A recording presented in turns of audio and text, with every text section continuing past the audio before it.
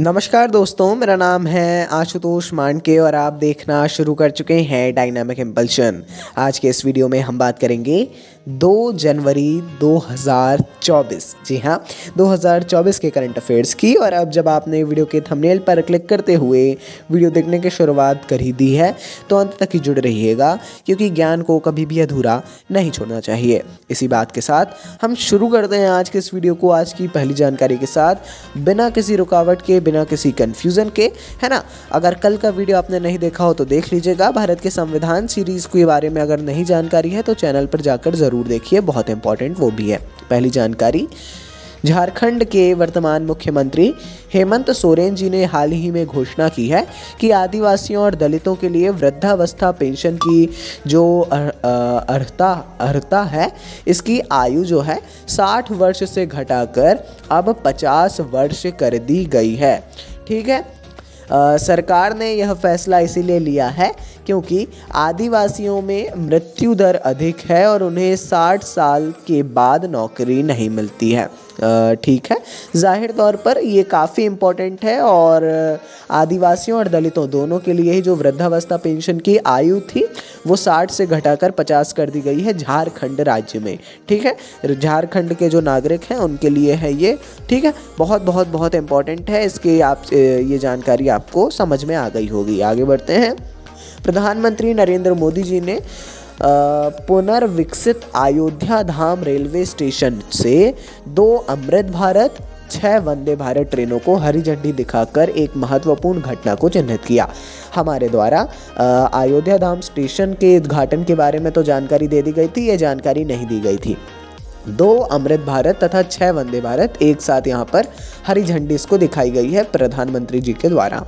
यह महत्वपूर्ण अवसर 22 जनवरी 2024 को भव्य राम मंदिर के आगामी अभिषेक के साथ अयोध्या में उत्सव के माहौल के बीच हुआ है ना। 22 जनवरी को भव्य राम मंदिर का अभिषेक होना है और उद्घाटन होना है, ये जानकारी हम सभी को है। ठीक है, अमृत भारत, वंदे भारत, नमो भारत ट्रेन्स के बारे में ज़रूर पढ़िए। आगे बढ़ते हैं।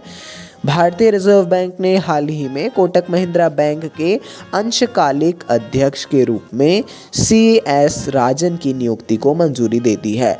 CS राजन, ठीक है, ये जो है अब कुछ समय के लिए कोटक महिंद्रा बैंक के अध्यक्ष पद में नियुक्त रहेंगे।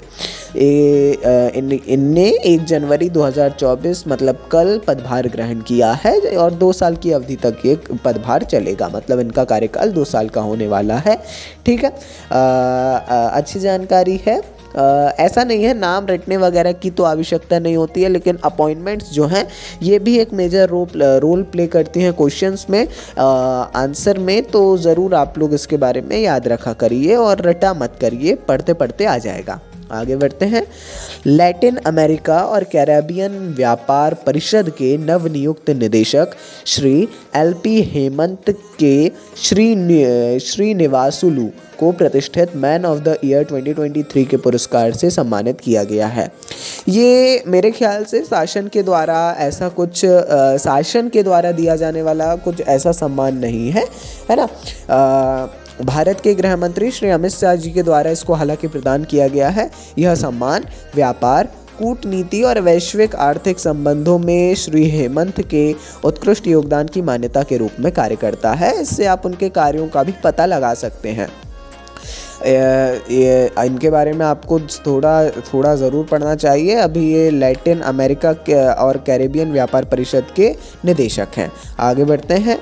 एक और भारतीय रिजर्व बैंक से जुड़ी हुई जानकारी।